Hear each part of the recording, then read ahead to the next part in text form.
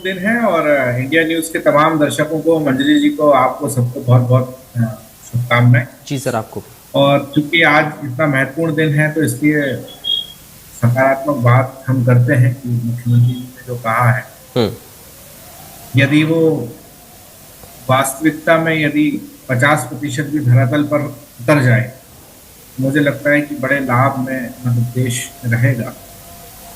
अब चूंकि घोषणा तो करी है उन्होंने, लेकिन पिछला जो सरकार का ट्रैक रिकॉर्ड रहा है, चाहे हम जल जीवन मिशन घोटाले की बात करें, जिसमें लगभग 30,000 करोड़ रुपए की परियोजनाओं में भ्रष्टाचार की शिकायत हुई थी, फर्जी टेंडर की बात करें, बिना काम के भुगतान की बात करें, ठेकेदारों का अनुचित लाभ की बात करें, लगभग 200 एजेंसियां जो है इसमें ब्लैक लिस्ट करने की सिफारिश की गई थी, लेकिन कोई कार्रवाई नहीं हुई। इसमें 141 अधिकारियों के खिलाफ भी बातें हुई थी।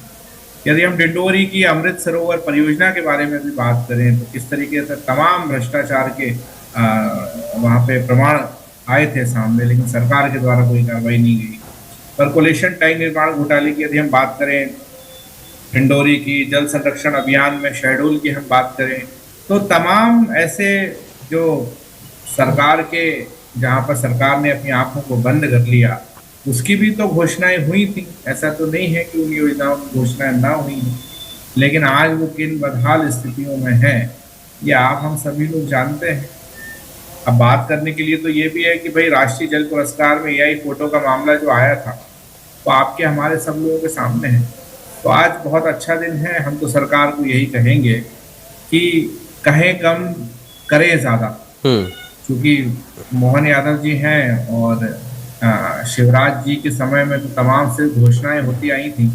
अब मोहन यादव जी हैं तो हम सकारात्मक उम्मीद तो करते हैं, लेकिन चूंकि सकारात्मक विपक्ष होने के नाते जो मामले मैंने आपको बताए हैं, उन मामलों को यदि संज्ञान लेंगे तो आने वाले वक्त मध्य प्रदेश में बेहतर स्थितियां बनेंगी। और जो बात आज कही है, हम उम्मीद करते हैं कि सरकार इस दिशा में पहल करेगी। सवाल है कि कांग्रेस ने इन सब विषयों पर क्या क्या किया। नर्मदा घाटी विकास परियोजना की यदि हम बात करें तो किसके समय में आई? राजीव गांधी जल ग्रहण मिशन किसके समय में आया? हजारों तालाब कुएं किसके समय पुनर्जीवित हुए? स्टॉप डैम का निर्माण, चेक डैम निर्माण, सिर्फ योजनाएं बनी। मैं आपके बीच में नहीं बोला, शांत रहिए, आप शांत रहिए, ये बीजेपी कार्यालय है, आप शांत तो रहिए। बोलिए बोलिए, बस बस बस इतना ही काफी है, ज्यादा मत बोलिए आप भी। दूसरी बात ये है कि चैनल पर बैठकर ये बता रहे हैं कि लोग की कांग्रेस के ऊपर हंस रही है। अरे शर्म और हंसी तो प्रधानमंत्री नरेंद्र मोदी जी के ऊपर आ रही है। वो डोनाल्ड ट्रंप 7 समंदर पार बैठकर बोलता है कि मैं जब चाहूं जब नरेंद्र मोदी का राजनीतिक कैरियर तबाह कर सकता हूं, लेकिन इनके मुंह से एक शब्द नहीं निकलता।